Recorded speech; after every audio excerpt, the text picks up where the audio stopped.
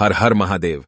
पद्मा परिवर्तिनी एकादशी महात्म्य। युधिष्ठिर ने पूछा, केशव, कृपया यह बताइए कि भाद्रपद मास के शुक्ल पक्ष में जो एकादशी होती है उसका क्या नाम है, उसके देवता कौन हैं और कैसी विधि है? भगवान श्री कृष्ण बोले, राजन, इस विषय में मैं तुम्हें आश्चर्यजनक कथा सुनाता हूं जिसे ब्रह्मा जी ने महात्मा नारद से कहा था। नारद जी ने पूछा, चतुर्मुख, आपको नमस्कार है। मैं भगवान विष्णु की आराधना के लिए आपके मुख से यह सुनना चाहता हूं कि भाद्रपद मास के शुक्ल पक्ष में कौन सी एकादशी होती है। ब्रह्मा जी ने कहा, मुनिश्रेष्ठ, तुमने बहुत उत्तम बात पूछी है। क्यों न हो वैष्णव जो ठहरे। भादों के शुक्ल पक्ष की एकादशी पद्मा के नाम से विख्यात है। उस दिन भगवान ऋषिकेश की पूजा होती है। यह उत्तम व्रत अवश्य करने योग्य है। सूर्यवंश में मांधाता नामक एक चक्रवर्ती सत्य प्रतिज्ञ और प्रतापी राजर्षि हो गए हैं। वे अपने औरस पुत्रों की भांति धर्मपूर्वक प्रजा का पालन किया करते थे। उनके राज्य में अकाल नहीं पड़े देता था, मानसिक चिंताएं नहीं सताती थीं और व्याधियों का प्रकोप भी नहीं होता था। उनकी प्रजा निर्भय तथा धन धान्य से समृद्ध थी। महाराज के कोष में केवल न्यायोपार्जित धन का ही संग्रह था।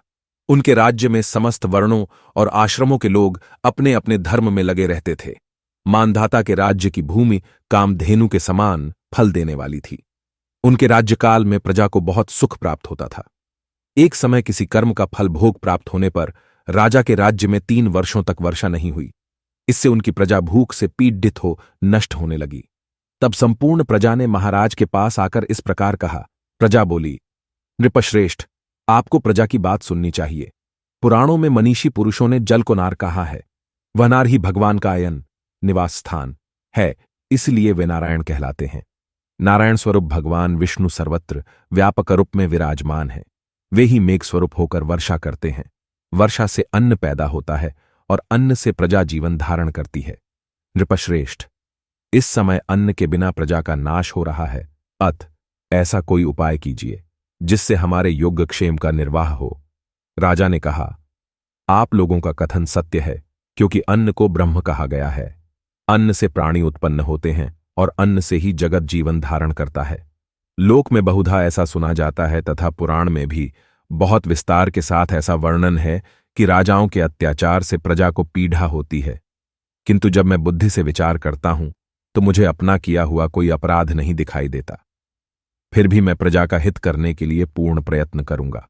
ऐसा निश्चय करके राजा मानधाता इन्हें गिने व्यक्तियों को साथ ले विधाता को प्रणाम करके सघन वन की ओर चल दिए। वहां जाकर मुख्य मुख्य मुनियों और तपस्वियों के आश्रमों पर घूमते फिरे। एक दिन उन्हें ब्रह्मपुत्र अंगिरा आर्षि के दर्शन हुए। उन पर दृष्टि पड़ते ही राजा हर्ष में भरकर अपने वाहन से उतर पड़े और इंद्रियों को वश में रखते हुए दोनों हाथ जोड़कर उन्होंने मुनि के चरणों में प्रणाम किया। मुनि ने भी स्वस्थ कहकर राजा का अभिनंदन किया और उनके राज्य के 7 अंगों की कुशलता पूछी। राजा ने अपनी कुशलता बताकर मुनि के स्वास्थ्य का समाचार पूछा। मुनि ने राजा को आसन और अर्घ्य दिया। उन्हें ग्रहण करके जब वे मुनि के समीप बैठे तो मुनि ने राजा से आगमन का कारण पूछा। राजा ने कहा, भगवन, मैं धर्मानुकूल प्रणाली से पृथ्वी का पालन कर रहा था, फिर भी मेरे राज्य में वर्षा का अभाव हो गया। इसका क्या कारण है, इस बात को मैं नहीं जानता। आर्षि बोले, राजन, सब युगों में उत्तम यह सत्ययुग है। इसमें सब लोग परमात्मा के चिंतन में लगे रहते हैं तथा इस समय धर्म अपने चारों चरणों से युक्त होता है। इस युग में केवल ब्राह्मण ही तपस्वी होते हैं, दूसरे लोग नहीं। किंतु महाराज, तुम्हारे राज्य में एक शूद्र तपस्या करता है, इसी कारण मेघ पानी नहीं बरसाते। तुम इसके प्रतिकार का यत्न करो जिससे यह अनावृष्टि का दोष शांत हो जाए। राजा ने कहा, मुनिवर, एक तो वह तपस्या में लगा है और दूसरे वह निरपराध है। अतः मैं उसका अनिष्ट नहीं करूंगा। आप उक्त दोष को शांत करने वाले किसी धर्म का उपदेश कीजिए। आर्षि बोले, राजन, यदि ऐसी बात है तो एकादशी का व्रत करो। भाद्रपद मास के शुक्ल पक्ष में जो पधा नाम से विख्यात एकादशी होती है, उसके व्रत के प्रभाव से निश्चय ही उत्तम वृष्टि होगी। नरेश, तुम अपनी प्रजा और परिजनों के साथ इसका व्रत करो। आर्षि के ये वचन सुनकर राजा अपने घर लौट आए। उन्होंने चारों वर्णों की समस्त प्रजा के साथ भादों के शुक्ल पक्ष की पधा एकादशी का व्रत किया। इस प्रकार व्रत करने पर मेघ पानी बरसाने लगे।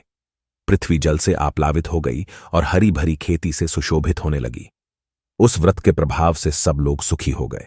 भगवान श्री कृष्ण कहते हैं, राजन, इस कारण इस उत्तम व्रत का अनुष्ठान अवश्य करना चाहिए। पधा एकादशी के दिन जल से भरे हुए गड्ढे को वस्त्र से ढककर दही और चावल के साथ ब्राह्मण को दान देना चाहिए। साथ ही छाता और जूता भी देना चाहिए। दान करते समय निम्नांकित मंत्र का उच्चारण करना चाहिए। नमो नमस्ते गोविंद बुध श्रवण संझक अघोघ संक्षयम कृत्वा सर्व सौख्य प्रदो भव भुक्ति मुक्ति प्रदश्चैव लोकानाम सुखदायक। बुधवार और श्रवण नक्षत्र के योग से युक्त द्वादशी के दिन बुद्ध श्रवण नाम धारण करने वाले भगवान गोविंद, आपको नमस्कार है, नमस्कार है। मेरी पापराशि का नाश करके आप मुझे सब प्रकार के सुख प्रदान करें। आप पुण्यात्मा जनों को भोग और मोक्ष प्रदान करने वाले तथा सुखदायक हैं राजन। इसके पढ़ने और सुनने से मनुष्य सब पापों से मुक्त हो जाता है। इस प्रकार की और जानकारी के लिए आप हमारा चैनल सब्सक्राइब करें। धन्यवाद।